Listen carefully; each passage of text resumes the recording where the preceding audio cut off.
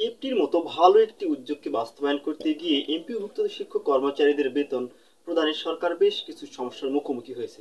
কারণ এমপিওভুক্ত শিক্ষকদের বেতন প্রদান করা হতো অ্যানালগ পদ্ধতিতে, সেটাকে যখনই ডিজিটালাইজ বা ইএফটির মাধ্যমে দিতে গিয়েছে সরকার, তখনই কিন্তু নানা সমস্যার উদয় হয়েছে। ফলে এমপিওভুক্ত শিক্ষকরা ফেব্রুয়ারি মাসের বেতন আজ পর্যন্ত পাননি। আমাদের এই বেতন সম্পর্কে এখন আমরা বলবো। তো যাদের প্রয়োজন আছে তারা ভিডিওটি দেখতে পারেন, আর প্রয়োজন না থাকলে অবশ্যই স্কিপ করবেন।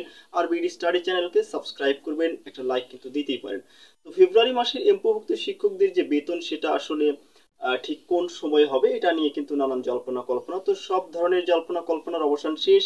পুরো বেতন প্রক্রিয়াটি কিন্তু এখন ইএফটির অর্থাৎ আইবাস প্লাস প্লাসে কিন্তু পোস্টিং এর অপেক্ষায় রয়েছে।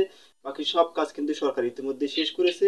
তো এটা হচ্ছে রবিবার, আজ রবিবার বেলা 12টার পর থেকে ইএফটিতে এই টাকা ঢোকা শুরু হয়ে যাবে, আপনারা বেতনের মেসেজ পেয়ে যাবেন। তবে সারা দেশে বিভিন্ন ব্যাংকের মাধ্যমে যেহেতু বেতন হয়, সবাই কিন্তু একসঙ্গে পাবেন না। এই ইএফটির মেসেজটি কিন্তু রাত অবধি দেওয়া চলবে, অর্থাৎ এটি বেলা 12টার পর থেকে শুরু হবে এবং এটি কিন্তু রাত পর্যন্ত চলতে পারে।